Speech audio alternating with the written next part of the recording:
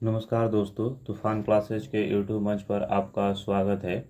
दोस्तों, आज हम लोग 30 अक्टूबर 2024 के करंट अफेयर्स पर चर्चा करेंगे। दोस्तों, जो कि ये महत्वपूर्ण आर्टिकल अलग अलग न्यूज़पेपर के माध्यम से लिया गया है, जो कि आपके एग्ज़ाम के लिए काफ़ी ही महत्वपूर्ण साबित होगा। तो आइए देखते हैं आज का जो पहला आर्टिकल है। दोस्तों, अंतरिक्ष मिशन में इसरो ने 15 साल का रोड मैप तैयार किया है। अगले साल रोबोट जो हैं वो 2026 में इंसान अंतरिक्ष में भेजेंगे। तो दोस्तों, आइए देखते हैं कि हेडलाइन हमारा था कि अगले साल रोबोट जो है 2026 में इंसान अंतरिक्ष में भेजेंगे। तो दोस्तों, भारतीय अंतरिक्ष अनुसंधान संगठन जो है, इसका स्थापना जिसे शॉर्ट फॉर्म में इसरो कहा जाता है, इसकी स्थापना 1969 में हुआ था। वहीं दोस्तों, अगर हम बात करें तो इस इसरो के अभी जो फिलहाल में अध्यक्ष हैं उनका नाम है एस सोमनाथन जी। वहीं दोस्तों, पहले गगनयान मिशन का पहला ऑन क्रू मिशन लॉन्च होने वाला है और इसकी दोस्तों तैयारी भी अभी फिलहाल में चल रही है। वहीं दोस्तों, अगर हम बात करें तो 2031 में जो इसरो है ये चंद्रमा पर ह्यूमनॉइड मिशन भेजेगा। तो दोस्तों, आप ये ध्यान रखिएगा कि जो ह्यूमनॉइड मिशन है इसे इसरो के द्वारा चंद्रमा पर भेजा जा रहा है। यानी आपसे प्रश्न पूछ सकता है कि ह्यूमनॉइड मिशन का संबंध किस ग्रह से है, तो ये आपका चंद्रमा से है। और इसे कब तक भेजा जाएगा आपके, तो दोस्तों इसे 2031 तक इसरो के द्वारा चंद्रमा पर भेजा जाएगा। वहीं दोस्तों, अगर बात करें आगामी मिशन लक्ष्य की, तो आइए देखते हैं कि इसरो के द्वारा कौन कौन से आपके आगे के लक्ष्य बनाया गया है। तो दोस्तों, 2035 में बनेगा भारतीय अंतरिक्ष स्टेशन। ये आप ध्यान रखिएगा कि भारतीय जो अंतरिक्ष स्टेशन है इसका लक्ष्य रखा गया है 2035 तक बनाने में। वहीं दोस्तों, 2040 में चांद की सतह पर भी कदम रखेगा। तो दोस्तों, 2040 में चांद की सतह पर दोस्तों आपको मानव को भेजने का दोस्तों लक्ष्य रखा गया है। वहीं दोस्तों, 2035 में चंद्रमा पर दोस्तों आपके जो ये भारतीय अंतरिक्ष स्टेशन है दोस्तों, सॉरी दोस्तों, 2035 में अंतरिक्ष स्टेशन बनाया जाएगा। वहीं दोस्तों, अगर बात करें तो 2026-27 में इसरो चंद्रयान-4 मिशन लॉन्च करेगा। तो आप ये ध्यान रखिएगा कि चंद्रयान जो 4 मिशन है ये 2026-27 में लॉन्च किया जाएगा और चंद्रमा की सतह से सैंपल यानी कि दो जो क्लॉक्सन होता है उसे रिटर्न लाने की योजना इस पर बन रही है। वहीं दोस्तों, इसके बाद चंद्रयान-5 होगा जो कि आपके लुपेक्स मिशन कहलाएगा। यह जापानी अंतरिक्ष एजेंसी दोस्तों जक्सा के साथ मिलकर इसे दोस्तों लॉन्च किया जाएगा। तो आप ये ध्यान रखिएगा कि जो ये लुपेक्स मिशन है ये भारत की जो इसरो और जक्सा के द्वारा दोस्तों संयुक्त रूप से मिलकर इसे दोस्तों लॉन्च किया जाएगा। तो आप ये ध्यान रखिएगा कि जो लुपेक्स का आपसे दो प्रकार का प्रश्न पूछा जा सकता है कि लुपेक्स के साथ भारत और किन देशों के साथ संबंध है, तो भारत और जापान की अंतरिक्ष एजेंसी है जक्सा के साथ दोस्तों ये संयुक्त परियोजना है। वहीं दोस्तों, आपसे पूछा जा सकता है कि लुपेक्स जो मिशन है ये आपके किससे संबंध रखता है, तो ये आपके चंद्रयान-5 से संबंध रखेगा। आपको ऑप्शन में दे सकता है चंद्रयान-3, 4, 5 करके ऐसे। तो आप ये ध्यान रखिएगा कि लुपेक्स का संबंध चंद्रयान-5 से है। और दोस्तों, लुपेक्स में जो संयुक्त परियोजना है ये आपकी जापान की जो अंतरिक्ष एजेंसी है जिसे जाक्सा के नाम से जाना जाता है, इसे और दोस्तों इसरो दोनों का इसमें संबंध है। वहीं दोस्तों, अगर बात करें 2035 में, तो भारतीय अंतरिक्ष स्टेशन स्थापित करने की एक योजना है। उसमें पहले 2028 में इसका मॉड्यूल 1 अंतरिक्ष में भेजा जाएगा। वहीं दोस्तों, अगर बात करें 2037-38 में, तो इसरो चंद्रमा की सतह पर भारतीय रोबोटिक ह्यूमनॉइड उतारेगा जो कि शुक्र के अध्ययन के लिए दोस्तों भेजेगा। तो ये दोस्तों आपके लिए इंपॉर्टेंट है कि आप दो चीज़ें इसमें ध्यान रखिएगा कि जो दोस्तों 2037-38 में चंद्रमा की सतह पर भारतीय रोबोटिक ह्यूमनॉइड उतारेगा, तो रोबोटिक ह्यूमनॉइड का जो संबंध रहेगा आपका चंद्रमा से रहेगा और इसरो के द्वारा दोस्तों इसका लक्ष्य रखा गया है 2037-38 तक।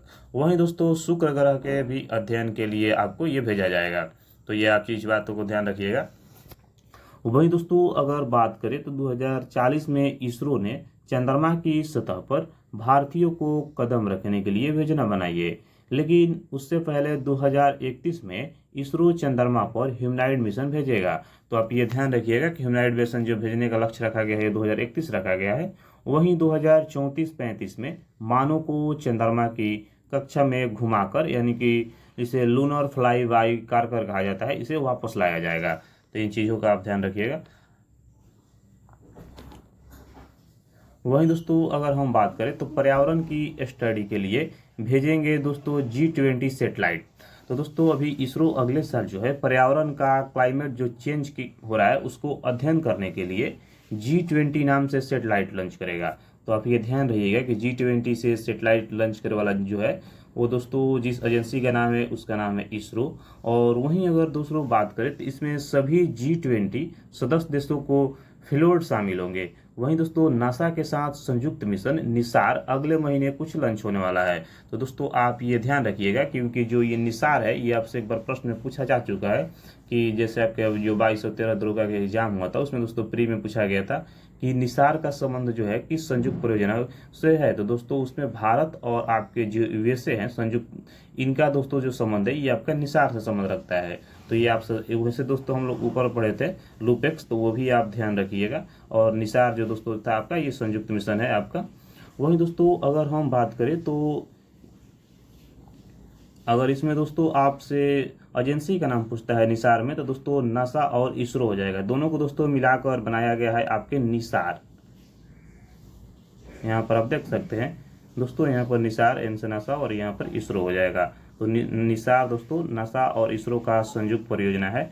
वहीं दोस्तों अगर बात करें तो नासा के सहयोग के बाद इसरो का अगला इंटरनेशनल मिशन तृष्णा होगा। तो दोस्तों ये भी आप यह ध्यान रखिएगा कि जो तृष्णा मिशन है ये दोस्तों फ्रांसीसी एजेंसी CNES के साथ मिलकर होने वाला है। तो ये यहाँ पर हम तीन चीज़ दोस्तों बहुत ही बेहतरीन तरीके से देखें।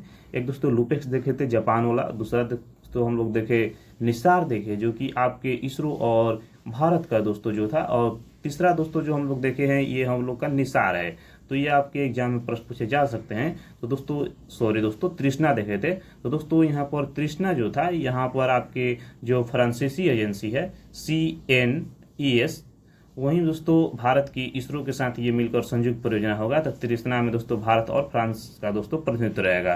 तो इन चीज़ों का आप ध्यान रखिएगा, ये तीन बातों को। हो सकता है किसी भी आपसे एग्जाम में ये प्रश्न पूछे जा सकते हैं।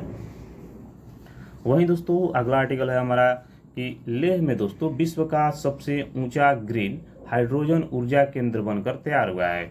दोस्तों प्रधानमंत्री नरेंद्र मोदी जो कि हमारे देश के भारत के प्रधानमंत्री हैं, वहीं दोस्तों कार्बन मुक्त प्रदेश के सपने को पूरा करने की दिशा में लद्दाख को बड़ा कदम बढ़ाने को तैयारी में है। दोस्तों लेह में जो NTPC कंपनी है, नॉन थर्मल पावर कॉरपोरेशन के सहयोग से दोस्तों आपके दुनिया का सबसे ऊंचा ग्रीन हाइड्रोजन रिफ्यूलिंग स्टेशन बनकर तैयार हो चुका है।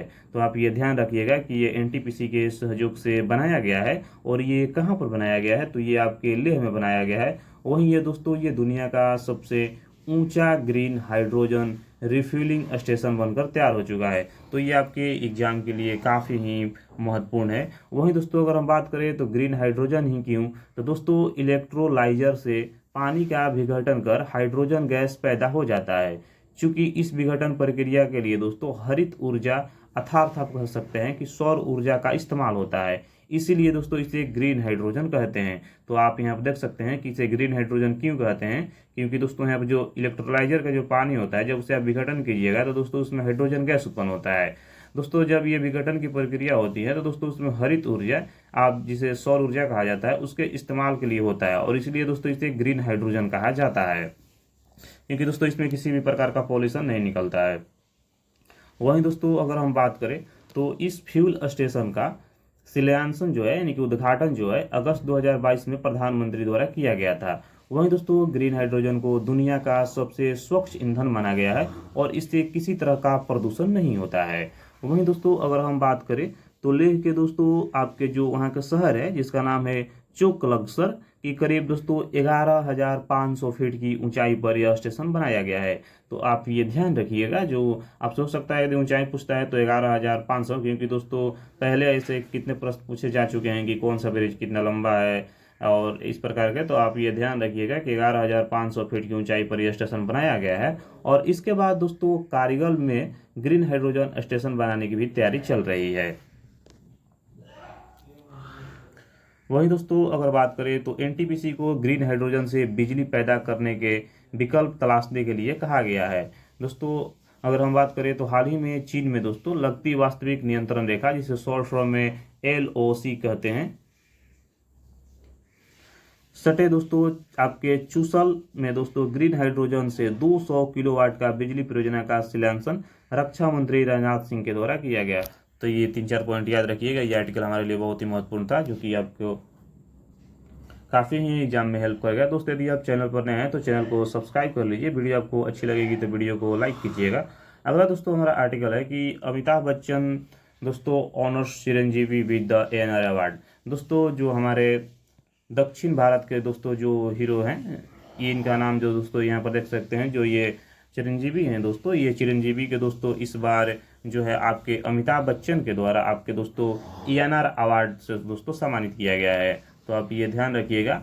और दोस्तों अगर वहीं हम बात करें तो मेगा स्टार अमिताभ बच्चन दोस्तों आपके फिलिक्टेड यानी सम्मानित किए हैं वेटरन एक्टर जो हैं चिरंजीवी को दोस्तों, साथ में दोस्तों ANR नेशनल अवार्ड से। और दोस्तों ये किस लिए इन्हें सम्मानित किए हैं, तो दोस्तों जो आपकी अकीनी नागेश्वर राव हैं दोस्तों, इनकी जो आपके बर्थडे एनिवर्सरी थी जो दोस्तों 100, उसी पर दोस्तों इन्हें सेलिब्रेट करने किया गया था, तो इन्हें सम्मानित किया गया है। तो अब ये ध्यान रखिएगा कि आपके पूछ सकता है एग्जाम में कि ANR अवार्ड से किसे सम्मानित किया गया है। तो दोस्तों ये चिरंजीवी को सम्मानित किया गया है। किसके दोस्तों आपकी बर्थडे पर सम्मानित किया गया है, तो दोस्तों ये आपकी अंकिनी नागेश्वर राव के दोस्तों आपके एनिवर्सरी पर सम्मानित किया गया है। वहीं दोस्तों अगर बात करें तो देश में अगले वर्ष शुरू हो सकती है जनगणना।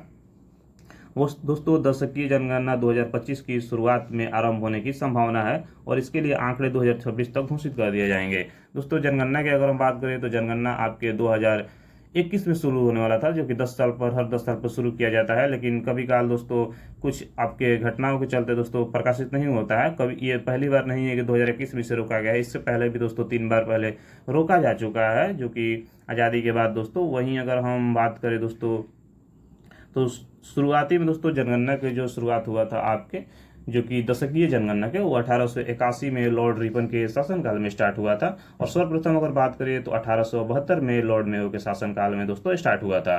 वहीं दोस्तों अगर बात करें तो भारत के जो आपके महान जनकीय जनगणना आयुक्त हैं जिनका नाम है मृत्युंजय कुमार नारायण। तो आप ये ध्यान रखिएगा कि भारत के महापंजीय जनगणना आयुक्त का नाम है मृत्युंजय कुमार को दोस्तों केंद्रीय प्रतिनिधित्व करीब 2 साल बढ़ाए जाने की दोस्तों फैसला किया गया है। वहीं दोस्तों अगर हम बात करें तो माना जा रहा है कि 2025 में दोस्तों 30 लाख सरकारी कर्मियों के ट्रेनिंग के साथ यह जनगणना की प्रक्रिया शुरू की जाएगी।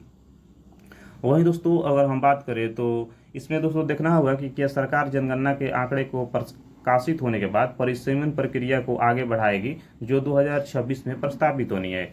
दोस्तों संविधान का जो हमारा आर्टिकल है यानी कि अनुच्छेद 82 कहता है कि लोकसभा में प्रत्येक राज्यों के प्रतिनिधित्वों की संख्या तय करने के लिए दोस्तों कोई भी पुनर्गठन वर्ष 2026 के बाद पहली जनगणना और उसके बाद नतीजे के प्रकाशन पर निर्भर करता है। तो आप इन चीज़ों का ध्यान रखिएगा। वहीं दोस्तों अगर हम बात करें तो इस जनगणना में आपके 2 चरणों में इसकी पूरी प्रक्रिया पूरी की जाएगी। पहले चरण में आपके देश में घरों, उनमें मौजूदा पशुधन, अन्य भौतिक संसाधनों की गिनती की जाएगी और दूसरे चरणों में व्यक्तियों की गणना की जाएगी। तो दोस्तों इस बार की जो जनगणना होगी डिजिटल रूप से होगी और दोस्तों इसे 2 चरणों में आयोजित किया जाएगा। अगला दोस्तों आर्टिकल है कि नौसेना दोस्तों जो प्रमुख है सोलामन प्रदर्शनी का दोस्तों किया गया है उद्घाटन। तो दोस्तों वहीं अगर हम बात करें तो आपके जो नौसेना के प्रमुख है एडमिरल दिनेश कुमार त्रिपाठी। तो आप नाम यह ध्यान रखिएगा कि नौसेना के जो प्रमुख है जिनका नाम है एडमिरल दिनेश त्रिपाठी के दोस्तों आपके भारत मंडपम में दोस्तों सोलामन को 2024 के प्रदर्शनी के लिए उद्घाटन किया गया है। तो आप ये चीज़ों का ध्यान रखिएगा।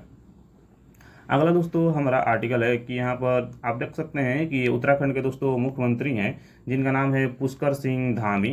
तो दोस्तों पुष्कर सिंह धामी ने अपने जो एक्स प्लेटफॉर्म है दोस्तों उस पर जानकारी दी है कि देहरादून दोस्तों जो है the country's first rider village was jointly inaugurated by former president Ramnath Kovind. तो दोस्तों आपके उत्तराखंड में दोस्तों अभी यानी दोस्तों उत्तराखंड के जो देहरादून है उसमें दोस्तों पहली बार आपके दोस्तों फर्स्ट यानी कि राइडर विलेज दोस्तों उसे बनाया गया है, यानी आप कह सकते हैं कि उसे फर्स्ट लेखक विलेज बनाया गया है। तो आप यहाँ पर और इसके जो उद्घाटनकर्ता थे यानी जो फॉर्मर थे दोस्तों वो आपके प्रेसिडेंट रामनाथ कोविंद थे। और साथ में दोस्तों उत्तराखंड के जो आपके गवर्नर थे जनरल गुरमीत सिंह और दोस्तों जो कि आपके रिटायर्ड गवर्नर थे। वहीं दोस्तों अगर बात करें तो चीफ मिनिस्टर आपके पुष्कर सिंह धामी थे। तो इन चीज़ों का आप ध्यान रखिएगा। अगला दोस्तों हमारा आर्टिकल है आपका कि रेलवे सुरक्षा बल ने वीर शहीदों के सम्मान में डिजिटल मेमोरियल ऑफ वेलेर से शुरू किया है। तो दोस्तों यहाँ पर आप ये चीज़ ध्यान रखिएगा कि जो डिजिटल मेमोरियल ऑफ वेलेर किसके द्वारा शुरू किया गया है, तो दोस्तों ये आरपीएफ के द्वारा शुरू किया गया है, रेलवे सुरक्षा बल के द्वारा। तो ये वीर शहीदों को सम्मान के लिए किया गया है, तो इन चीज़ों का आप ध्यान रखिएगा। वहीं दोस्तों यहाँ पर देख सकते हैं, वहीं दोस्तों अगर बात करें तो यहाँ पर जल्द विमानों के निर्यात बनेंगे, स्पेन से संबंध मजबूत होंगे। दोस्तों भारत विमान क्षेत्र में ऊंची उड़ान को तैयार है। दोस्तों अगर हम बात करें तो प्रधानमंत्री नरेंद्र मोदी और दोस्तों स्पेन के राष्ट्रपति जो हैं फेड्रो सैंचेज ने दोस्तों आपके वडोदरा में C-29 सैन्य विमान बनाने के लिए Tata advanced system limited Airbus factory का उद्घाटन किए हैं। वहीं दोस्तों यह जो कारखाना है न केवल भारत स्पेन संबंधों को मजबूत करेगा दोस्तों, बल्कि मेक इन इंडिया दोस्तों मेक इन इंडिया की शुरुआत जो हुआ था वो 2014 में आदरणीय श्री प्रधानमंत्री नरेंद्र मोदी के द्वारा किया गया था। वहीं दोस्तों मेक फॉर द वर्ल्ड के हमारे मिशन को भी बढ़ावा देगा। वहीं दोस्तों अगर बात करें तो देश में लड़ाकू विमान तेजस का निर्माण किया जाता है और पहली बार निजी क्षेत्र के कारखाने में दोस्तों यहाँ पर सेना के परिवहन विमान C-29 का निर्माण शुरू हो चुका है। तो ये बहुत ही इंपॉर्टेंट है जो कि पहली बार हो रहा है और निजी क्षेत्र के कारखाने में दोस्तों सेना का परिवहन विमान बनाया जा रहा है जो कि C-29 के द्वारा बनाया जाएगा। तो दोस्तों 2 साल बाद यह वायुसेना का पहला विमान मिलेगा। तो इन चीज़ों को आप ध्यान रखिएगा। अगला दोस्तों हमारा आर्टिकल है कि विश्व चैंपियनशिप में दोस्तों चिराग चिकारा ने जीता स्वर्ण। तो दोस्तों यहाँ पर भारतीय जो पहलवान है जिनका नाम है आपका चिराग चिकारा, दोस्तों अंतिम दिनों में इनके द्वारा बहुत ही बेहतर प्रदर्शन किया गया और दोस्तों स्वर्ण एवं कुल 1 रजत पदक दोस्तों टीम के द्वारा और 9 पदक जीते गए। वहीं दोस्तों हरियाणा के दोस्तों ये आपके चिराग चिकरा हैं दोस्तों, इन्होंने स्वर्ण पदक जीता है और इस वर्ग में दोस्तों चैंपियन बनने वाले भारत के ये तीसरे पहलवान है। तो आप ध्यान रखिएगा कि सबसे ज़्यादा इसमें इंपॉर्टेंट दोस्तों स्वर्ण पदक से ज़्यादा इंपॉर्टेंट है कि चिराग चिकरा का संबंध किस खेल से है। तो दोस्तों इनका जो संबंध है ये आपके पहलवानी से है। तो इन चीज़ों का आप ध्यान रखिएगा। वहीं दोस्तों अगर बात करें तो आपके रितिका हुड्डा दोस्तों पिछले साल 76 किलोग्राम वर्ग में जीत कर दोस्तों इसी टूर्नामेंट में दोस्तों जो पिछला साल आयोजित हुआ था उसमें स्वर्ण पदक जीतने वाली पहली भारतीय महिला बनी थी। तो आप ये ध्यान रखिएगा दोस्तों कि रितिका हुड्डा का भी संबंध दोस्तों पहलवानी से है। अगला दोस्तों हमारा आर्टिकल है कि हॉकी एशियाई चैंपियन ट्रॉफी के लिए दोस्तों जो कप्तान नियुक्त किया गया है इसे दोस्तों सलीमा आपकी तस्रीन को दोस्तों नियुक्त किया गया है। वहीं दोस्तों अगर हम बात करें तो बिहार के नवनिर्मित राजीव हॉकी स्टेडियम जिसे दोस्तों हाल ही में उद्घाटन किया गया है मुख्यमंत्री जो बिहार के हैं श्री नीतीश कुमार जी के द्वारा। तो दोस्तों हॉकी स्टेडियम में 11 से 20 नवंबर तक होने वाली एशियाई चैंपियन ट्रॉफी के लिए दोस्तों सलीमा टेटो की अगुवाई में दोस्तों ये जो दोस्तों भारत की महिला टीम की घोषणा की गई है। तो आप ये ध्यान रखिएगा कि जो इस बार का आपके दोस्तों एशियाई चैंपियन ट्रॉफी हो रहा है ये आपके बिहार के राजगीर में आयोजित किया जाएगा और इसकी जो कप्तान होगी ये सलीमा दोस्तों टेटे होंगी। तो दोस्तों यहाँ पर हमारा आर्टिकल समाप्त होता है। दोस्तों इन चीज़ों का आप बहुत बेहतर तरीके से देखिएगा तो आपको करंट अफेयर्स की तैयारी बहुत ही मजबूत हो जाएंगी, क्योंकि दोस्तों बहुत सारे जो आपके करंट अफेयर्स दोस्तों जो होते हैं वो आपके न्यूज़पेपर के माध्यम से ही बनते हैं। तो दोस्तों यदि आप चैनल पर नए हैं तो चैनल को सब्सक्राइब कर लीजिए। वीडियो आपको अच्छी लगी तो वीडियो को लाइक एंड शेयर जरूर कीजिए। जय हिंद।